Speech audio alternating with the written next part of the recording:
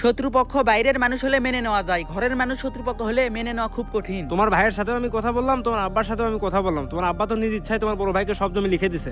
আমার আপন ভাই আমার সাথে এরকম করবে ভাবতেই পারিনি। এখন কি করবে বলো, আল্লাহ হয়তো তোমার পরীক্ষা নিচ্ছে। মেম্বার সাহেব, আমি কোনোদিন সিগারেটও ছুঁয়ে দেখিনি, আর মানুষ আমার আব্বাকে বলছে আমি নেশা করি, জুয়া খেলি, এসব কি মেনে নেওয়া যায়? তোমার আব্বাকে আমি বোঝালাম, তোমার আব্বা তো বোঝে না। তোমার আব্বার কথা তুমি নষ্ট হয়ে গেছো, সেই জন্য তোমার বড় ভাইকে সব জমি লিখে দিছে। এই ফ্যামিলি পলিটিক্সের জন্য কিছু ছেলের জীবন ধ্বংস হয়ে গেছে। আপনি এখানে বসে আছেন আর আপনার ছোট ছেলে আমাদের মান সম্মান সব শেষ করে দিচ্ছে। কেন, ও আবার কি করলো? আগে বলেন, আমি আপনার থেকে জোর করে জমি লিখে নিছি না আপনি আমাকে নিজ ইচ্ছায় জমি লিখে দিছেন? আমি নিজ ইচ্ছায় জমি লিখে দিছি। আমাকে সব জমি কেন লিখে দিলেন? তোর ছোট ভাই নষ্ট হয়ে গেছে তার জন্য। আচ্ছা আব্বা, আমি কি আপনাকে খারাপ প্রস্তাব দিছিলাম? বাড়ির জমি আপনি আমার নামে লিখে দিলেন, রাস্তার সাইডে যে 5 শতক জমি আসলো এটা আপনার ছোট ছেলেকে লিখে দেওয়ার কথা। আপনার ছোট ছেলে নেশা করে, জুয়া খেলে, এই জন্য বললাম ওই 5 শতক জমি আমার নামে লিখে দেন, আপনার ছোট ছেলের ভবিষ্যৎ করে দেওয়ার দায়িত্ব আমার। কিন্তু আমি এখন দেখতেছি ওর ভালো করতে গিয়ে আমিই খারাপ হয়ে গেলাম। ও কি করছে সেটা বল। কি করছে মানে, ও মেম্বার সাহেবকে বলছে আমি নাকি ওর নামে মিথ্যা অপবাদ দিছি, দিয়ে আপনার থেকে জমি লিখে নিছি, গ্রামের লোকজনকেও বলছে। মেম্বার সাহেব তো আমাকেও ডাকছিল।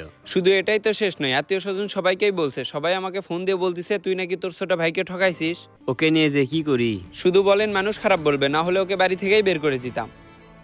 আমি করি সরকারি চাকরি আর আমার নামে আজে বাজে কথা বলে বেড়াচ্ছে, আপনার ছোট ছেলেকে বুঝাইন। আচ্ছা তুই টেনশন করিস না, আমি ওকে বোঝাবো। আর হ্যাঁ, ও যদি এই বাড়িতে থাকে তাহলে ওকে মাস শেষে 5,000 টাকা দিতে হবে, সেটা ওকে বলে দিন। আনোয়ার, তোর জন্য একটা অফার আছে। কি অফার? আজকে রাতে মাছ চুরি করবো, তুই যদি সাথে থাকিস তাহলে 500 টাকা ভাগে পাবি। আমি এসব চুরির মধ্যে নাই। চুরির মধ্যে নাই? কয় তারিখ থেকে ভালো হলি? এখন চুরি করলে হবে? কয়েকদিন পর বিয়ে করব। আরে ভাই, কাজটা করবো রাতে, কেউ জানতে পারবে না। থাক, তোর সাথে থাকলে আরো বেশি খারাপ হয়ে যাব। এত তাড়াতাড়ি বন্দিকে ভুলে গেলি, মনে থাকবে? কি রে, কি অবস্থা?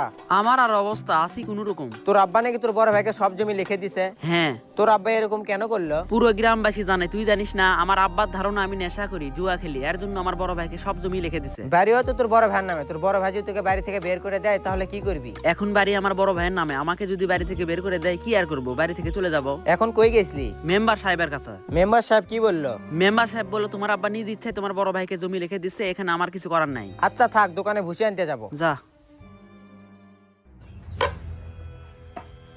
এ দাঁড়া, হ্যাঁ বলেন। তুই কি আমাদেরকে ভালোভাবে থাকতে দিবি না? কেন, আমি আবার কি করলাম? তুই তো আমাদের মান সম্মান একদম শেষ করে ফেলছিস। তোর ভালোর জন্য তোর বড় ভাইকে তোর জমি লিখে দিলাম, তুই তো এখন সবাইকে বলে বেড়াচ্ছিস। বলবোই তো। শোনেক, তোর বড় ভাই তোকে 5 দিন সময় দিছে, এই 5 দিনের মধ্যে কোনো কাজ করবি, এই বাড়িতে থাকতে হলে তোকে 5,000 টাকা মাস দিতে হবে। শোনেন আব্বা, আমি 5,000 টাকাও দিব না, এ বাড়িতেও থাকবো না, এ বাড়ি ছেড়ে আমি চলে যাব। বাড়ি ছেড়ে চলে যাবি? কোথায় যাবি? আমি কোথায় যাব সেটা তোমাকে জানা লাগবে না, কয়েকদিন পরে তোমার বড় ছেলে এমনি থেকে আমাকে বাড়ি থেকে বের করে দিবে, তার থেকে ভালো হবে আমি আগে থেকে চলে যাই। শোনেক, রাগ করা ফকির কিন্তু ভাত পায় না। তোর ভাইয়ের কথা মতো চল, তোকে একটা ব্যবসা ধরে দেবে। কি? বড় ভাই আমাকে ব্যবসা ধরিয়ে দিবে? তোর ভাইয়ের কথা মতো চললে